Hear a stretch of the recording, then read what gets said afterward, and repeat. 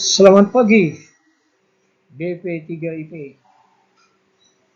Sini Kapten Abdul Manan Sregar akan menyampaikan materi marine survey atau yang dinamakan dengan survei kapal. Mari kita melihat slide selanjutnya. Terima kasih. Assalamualaikum warahmatullahi wabarakatuh. Perkenalkanlah, saya sebagai pengampu mata pelajaran yang kita sebut dengan marine survey atau survei kapal. Seperti Anda ketahui bahwa Anda telah memasuki kapal tersebut, memang telah tersedia apa yang disebut dengan beberapa sertifikat kapal tersebut. Seperti Anda ketahui bahwa sertifikat di atas kapal ada beberapa macam. Satu, sertifikat yang disebut dengan ship certificate. Yang kedua adalah cargo certificate. Yang ketiga adalah crew certificate. Jadi ketiga kapal sertifikat tersebut sudah berada di atas kapal. Tetapi kita sebagai seorang nakoda harus mengerti apa sih yang disebut dengan marine survey atau dengan disebut dengan survei kapal. Mari kita lihat slide pertama. Ini adalah yang disebut dengan survei awal sebelum kapal dioperasikan. Anda ketahui bahwa sebelum kapal dioperasikan, dalam arti kata bahwa kapal tersebut ada yang dinamakan dengan light keel atau yang disebut di darat adalah peletakan batu pertama. Tapi di dalam hal ini kita membicarakan adalah kapal, sehingga disebut dengan light keel. Contoh light keel umpamanya dia diletakkan batu pertama pada tanggal 17 Agustus 2023 di Jepang, letaknya di Onomichi. Bahwa tanggal 17 Agustus 2023 tersebut itulah yang disebut dengan light keel atau peletakan lunas pertama dan disebut dengan anniversary. Jadi anniversary itu adalah peletakan keel pertama. Setelah 6 bulan kemudian, pada bulan Februari 2024, maka kapal tersebut di-launching atau diserah terimakan kepada owner. Maka survei awal tersebutlah yang dinamakan jatuh tempo 17 Februari 2024, itulah jatuh tempo tersebut. Sehingga disebutlah di situ survei awal. Apa saja yang disurvei? Yang disurvei adalah beberapa item, yaitu under water lines dan the above of the waterline.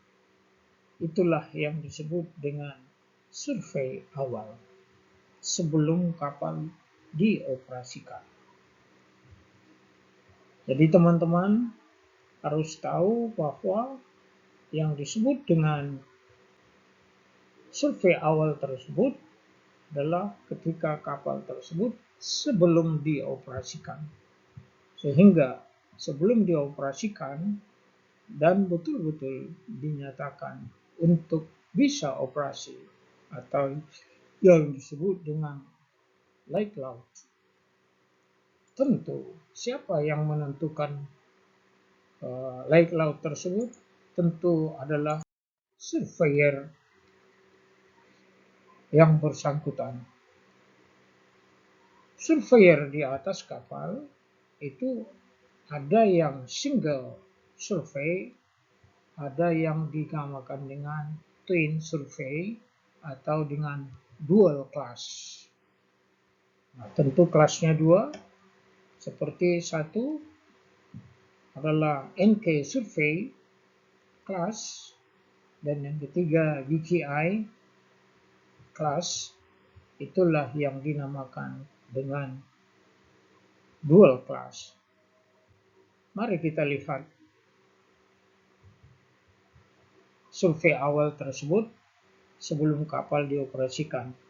Ini dalam tentu sebelum di launching, maka surveyor melihat under waterlines, termasuk dengan Anda lihat sendiri ada di sini bahagian buritan kapal, tentu melihat warna dan melihat radar dan melihat propeller. Juga draft. Jadi Anda lihat di sini bahwa ada terdapat under waterlines, sehingga disebutlah dia survei awal sebelum kapal dioperasikan. Tentu Anda lihat di sini ada yang dinamakan cat anti-fouling yang berwarna merah bata, dan Anda lihat kemudi apakah telah terpasang dengan baik zinc and ouch. Anda lihat di situ ada beberapa zinc and ouch pada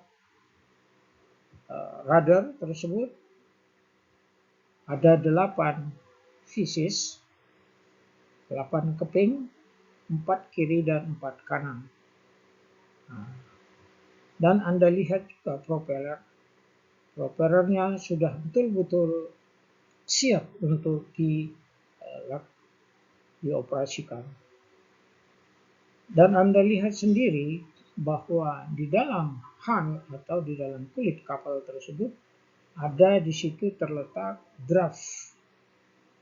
Draft ini ada yang disebut dengan maximum draft. Maximum draft nanti ditentukan oleh naval architects berapa maksimum draft.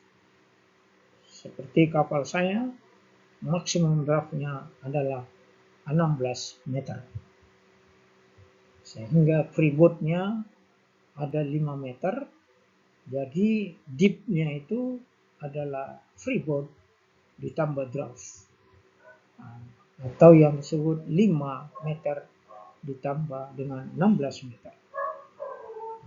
Mari kita lihat yang selanjutnya.